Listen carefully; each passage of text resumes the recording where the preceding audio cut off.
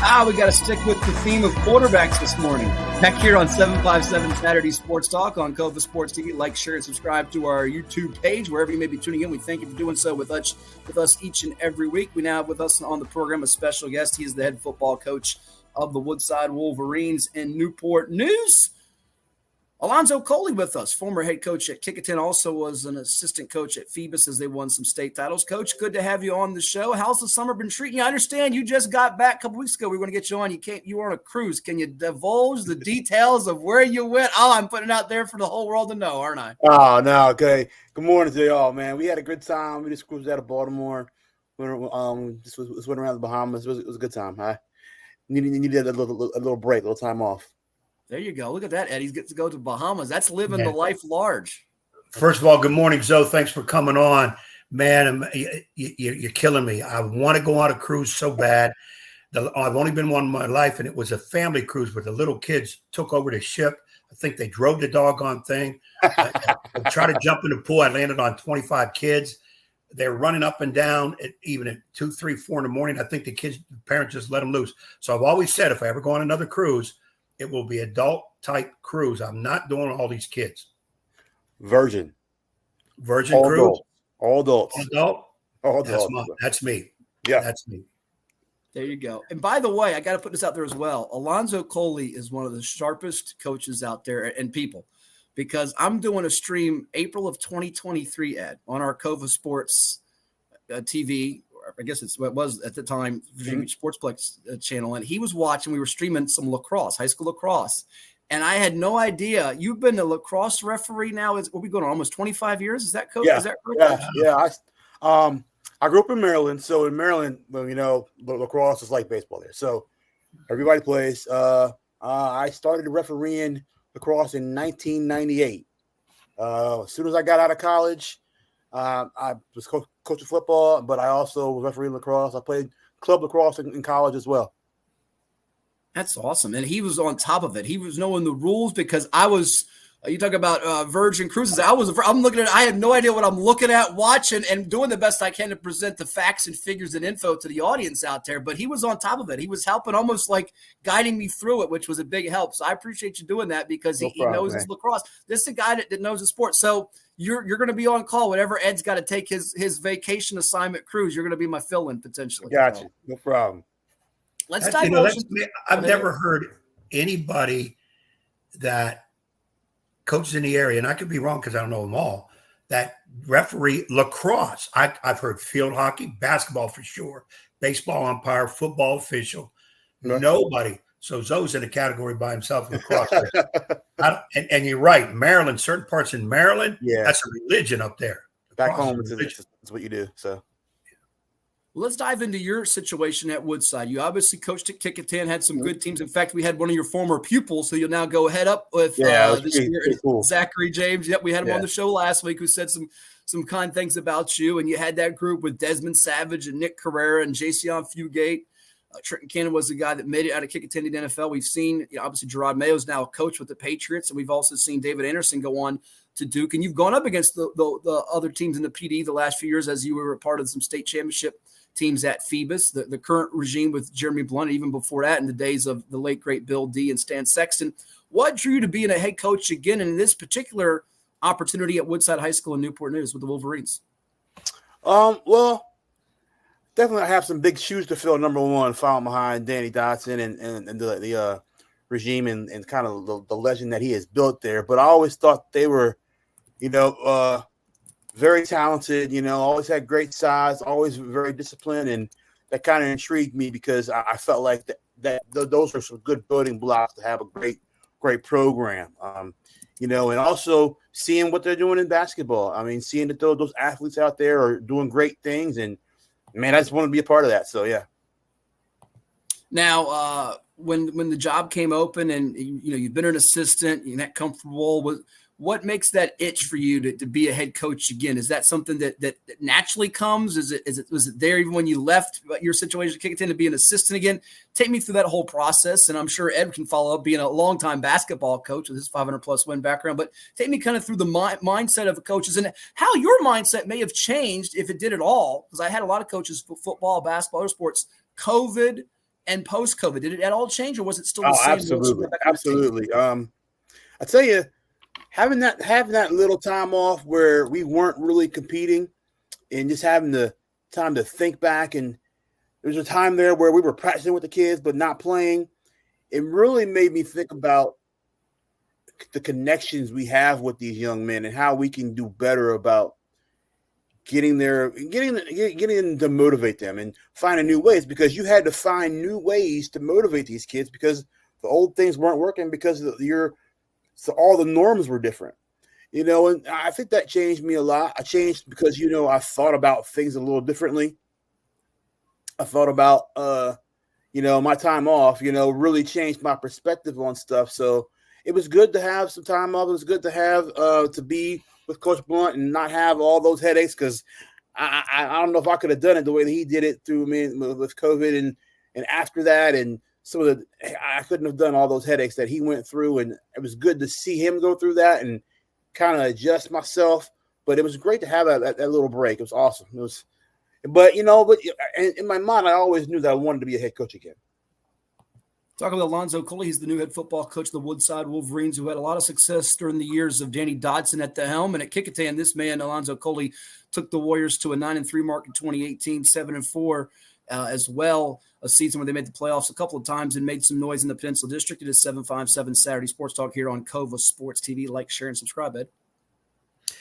So one thing I want to get into before we obviously talk about your players coming up, some of the guys that we need to be on the lookout for. As a coach, and right now I'm currently a free agent in the coaching field trying to find my position, because I definitely still have the juice and desire to coach. When you came back and said, I want this job, and you were been an assistant, you were a head coach before, been an assistant. Now you weren't out of it, but you're still close to it. What maybe one or two things that hit your head that said, okay, when I get my next head job, because I'm getting one, maybe based on what you learned since your last position as head coach, what were one or two things that you said, this is what I've got to do, whether it be a X and O thing, a personnel thing, a assistant coaching staff thing? What came out of your mind?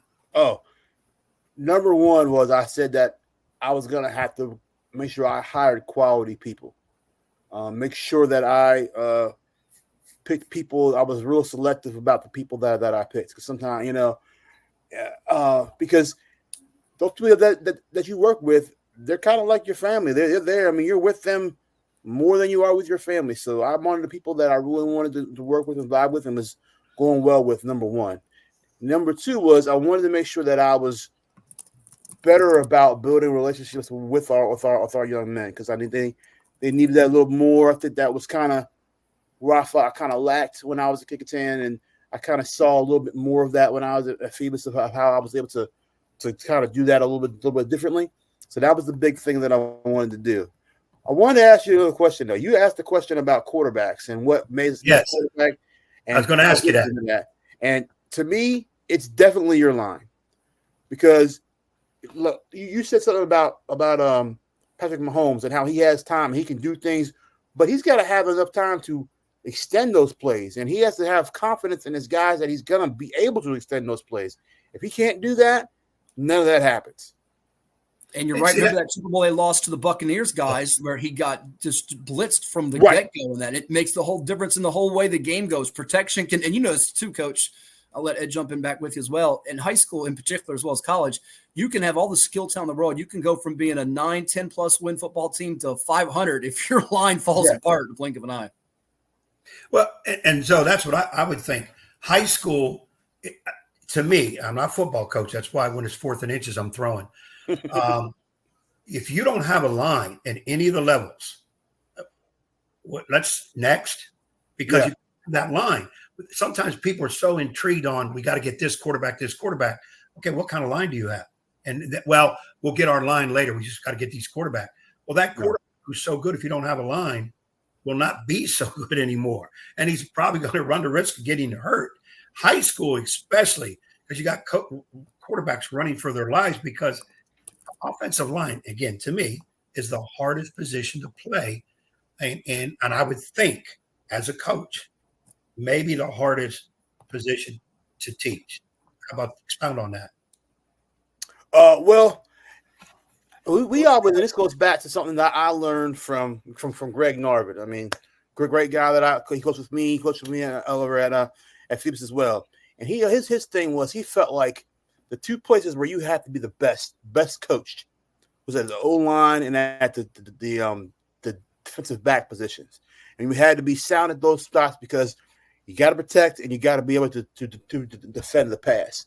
And I've used that, something he talked about all the time and something I've used and I still use to this day, that those two things are the things that we're going to shore up first the best is those two things. So the O-line and on defense, the backfield and defensive backs. So kind of things that has been passed down to me. Hopefully I can pass it down to some of my younger coaches as well. And correct me if I'm wrong, you've been in the last 3-4 seasons at Phoebus as the O-line coach. You were, yes. I know, an offensive guru, coordinator / for many years as well. What's that entail for those to get behind the scenes? They hear you're a line coach. Give me the basics, the simple parts to that, because I know there's some complicated elements that you have as far as game plan preparation. But as a line coach, your day-to-day, what that entails, and then now as you go into Woodside, how crucial that role is, because I know in recent years, that was something I know towards the end of Danny Dodson's tenure, he was surprised at some of the size he got up front. I know that's a big deal that you want to build behind it if you've got that. Yeah. The biggest thing is one, to get those guys physical, but after that is the communication piece. Like being able to see what's coming up, being able to talk to the guys next to you and being able to execute. I mean, the guys like being physical, so that's not a hard thing. Having them talk is the biggest thing. Having them to have the vision and then to communicate what's going to happen is a big deal. Chatting with Alonzo Coley. He's the new head football coach of the Woodside Wolverines in Newport News, here with us on 757 Saturday Sports Talk on Cova Sports TV. Like, share, and subscribe. Their season opener coming up in just a month, August the 29th, against the Hampton Crabbers at Darling Stadium. Coach Coley, a part of the Phoebus three-peat the last few seasons over there in Hampton, Ed. Now, so when did you take the job at Woodside? It was in February. Okay, so I'm going to assume, correct me as I'm wrong, you'd have the opportunity after February to do workouts. And we're allowed to do workouts year-round except for those dead periods. Practice officially starts July 26th, coming up Monday. That would be yesterday. Today's the 27th, so it couldn't be yesterday. When does practice start? Actually, on the 1st. We're starting on the 1st. Oh, August 1st. I think it's the end of July. His head's all over the place, Coach. Let him apologize. It was struggling, so. Yeah, well, it used to be starting in July. Yeah. Though I do know some football coaches that started practice January 5th, but I won't mention names. So you've had an opportunity to get out there with the kids. Are you at liberty to maybe talk about some of your better kids, the position they play? What we can expect from them? Oh, sure. One of the good things, and I know that they didn't have a great season last year, but one of the good things that I liked when coming into was that they had a lot of young linemen that got to play a lot of good minutes, and really we'll have 4 out of the 5 linemen coming back, and I'm pretty excited about that. With Chris Haskins and Dexter Brown and Lakai, Randall Epps and Jameer Jones. Those guys were all starters last year that are coming back on the O-line. Really excited about getting those guys back. Also, starting we have a quarterback battle going on right now, but right now the leader would be Zephaniah Palacios. He's a two-sport track athlete as well, very dynamic, long kid. He plays safety for us as well. I'm pretty excited about him as well. He's kind of battling another kid, Adam Holloway, who's a baseball player, and he's coming over. So those two are battling out for the quarterback position. At running back, we got a starter back too, Daniel Young. He'll be a junior. Had a pretty good year last year as a sophomore. So these guys were kind of young. So we're getting all those guys back, and I was so happy that we got 2 guys from the basketball team to come on over too. Callum Morrison and Messiah Will Stevens are going to be coming over for us as well. Pretty excited about those 2 guys. Very dynamic, great guys. I think we have some talent. We have some things. Just kind of learning the culture right now, getting those guys to buy into all the things we're trying to teach them. It's a little bit different from what they've done before. I mean, they've been traditionally a wing T team. We're not going to be doing that. We'll still have some couple elements that we're throwing there because it is Woodside. You got to have some of those things in there. But just excited about those guys. Also on defense, we got a couple guys on the secondary because we'll have 22 seniors too coming in. Well, so Aaron Trimble's coming back for us.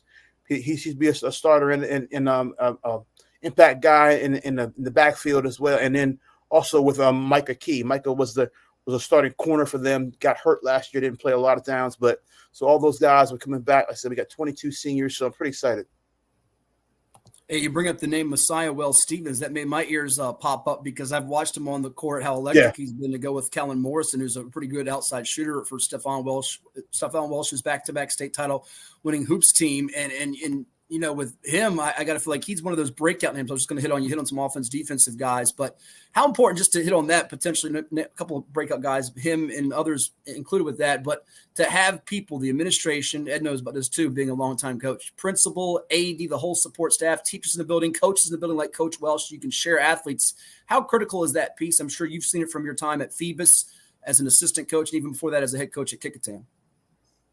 I think you have to do that. And then, me growing up, I played four sports, so I was always doing something else. So, but I think you kind of have to do that. I'm trying to make inroads. One guy I didn't name was Nehemiah Mix. He's a wrestler. His dad's the wrestling coach. So I'm trying to get some of those kids out too. We're trying to get some of those guys. We got a couple other wrestlers on our team too, with Antonio Patterson.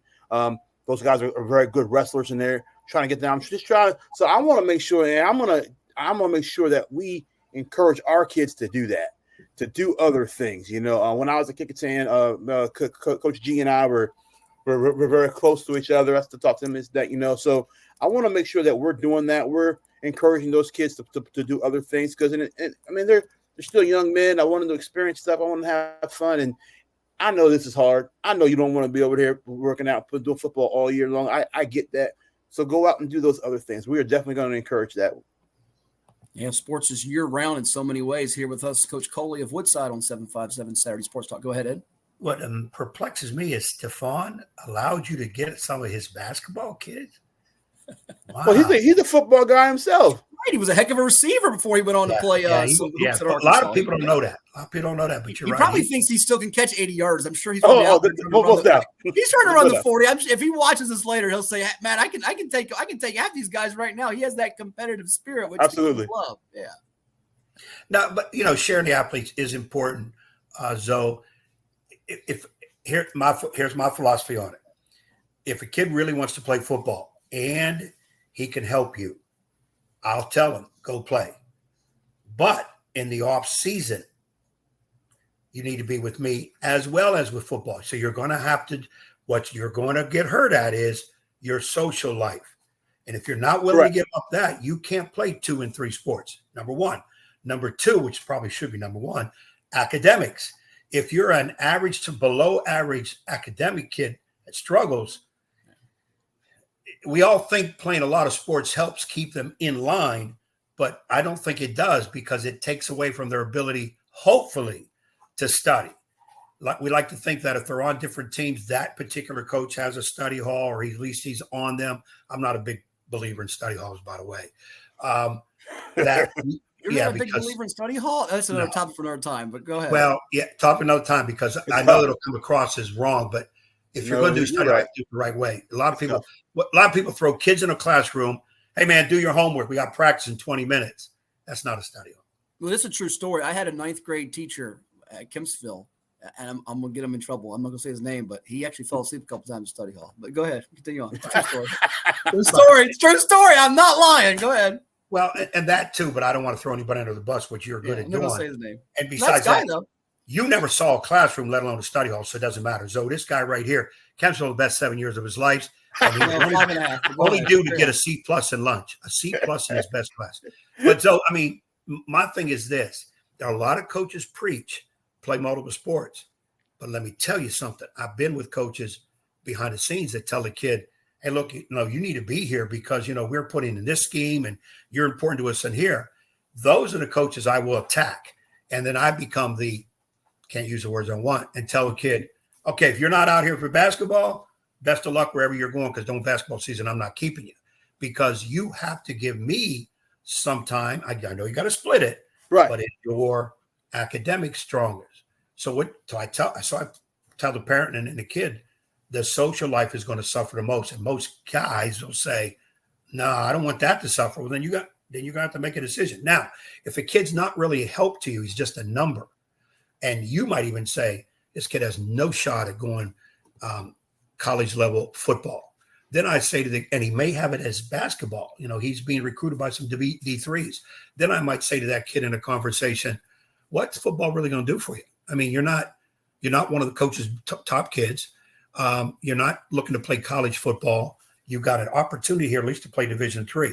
That's how I'll come across. But on the go, I want kids to – ideally, I would like to see kids play fall, winter, spring sport, maintain hopefully a B- or higher academic average. I would love to see that. In theory, it's great, but sometimes in practice, it isn't. Yeah, I mean, it is tough on them to time manage, like you said, when you're doing multiple things, and not every kid can do that. And also, you make a good point. Not every kid's in the same situation. Like there's some kids that, like you said, are going to be football players first that just want to play basketball, or the other way around, that are basketball players first that helping us out. But also, like you said, if they're not going to help you, then it's not worth it, like you said. But I do encourage them to. The time management thing is the piece that they've got to learn, and a lot of student athletes struggle with that. Coach, we'll get you out on this, and we thank you for coming on the show. Look forward to getting you back on again here. Quick thumbnail on the district in general. I know you got scrimmages before your game one with Hampton against the likes of Lafayette and York out of the Bay Rivers district, if I read it correctly. But Phoebus is the top dog, 3-time defending state champs. They're loaded again. Who should we watch out for in addition to maybe you guys on the rise making some noise? I know Warwick's got a good team back. What's your feeling on the PD in general? I think that people haven't noticed this yet, but I do think that Bethel will be better this year. This is year 3 for Coach Porter, I believe. Mm-hmm. Bethel will be better than they have been in the past. He's got some good talent at quarterback, and they have a dynamite running back there. So I would keep my eye out for them. They definitely will be doing some things. I think Denby will be better. That quarterback is very dynamic. I know he's got some guys over there too that they've come over, and of course, Warwick and Phoebus will be the top of the division. But I'm just trying to maintain right here and build that culture with my guys and build it up. And I got a great staff. One of the things I talked about earlier about guys I wanted to be around. I got a great staff with me. With Brent Ashley's coming over as our offensive coordinator, and Shamari Wright, who is a DCO at Heritage and played at CNU.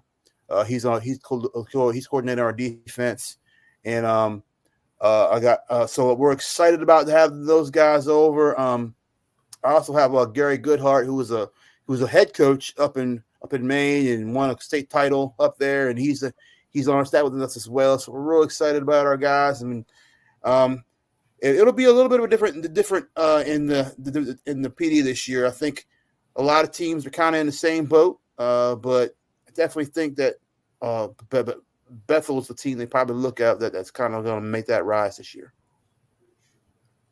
All right, hey, Zoe, before we get out, I always say this to my football guys. You don't have to do it because you're a better football coach than I can ever dream. Good call plays for you. Here we go. Put in 4th and inches, end around, hike to the running back, split the wide receiver or the quarterback wide, put in the flea flicker. I'm telling you, somewhere down the road, you win. You ain't got to thank me. You should take full credit for it. But just know, this basketball dude knows a little bit about football. So that means I'm going to see 2 flea flickers, Coach, on October 25th when the Warriors play the Wolverines, as he told Coach James that last week. So there you go. I'm looking forward to that. I'm looking forward to it. So. You ready? I'm just saying, there's been guys used it. Veteran guys have used it and come back on this show when we're on radio. Coach Stack, formerly of Cox, still wants to slap you, but go ahead. And it worked. It worked. So I got worked you. once, blew up in his face 2 other times, but go ahead. I got you. We'll put that in. Well, Zoe, you don't know if it works or don't until you put it in. And then That's once right. you put it in, we all know as coaches, that dang God players better know what the heck they're doing. That's right. So I rest we'll coach it up. We'll put it in there for you. Well, Thank Coach, you. I like that. Thank you so much. All the best to you. Enjoy the rest of your summer, and we'll see you out there because it's pretty much summer's about over. Football's almost here. Hey, Take thank care. you so much. All the best to you. Alonzo Coley, head football coach of the Woodside Wolverines, our guest here on 757 Saturday Sports.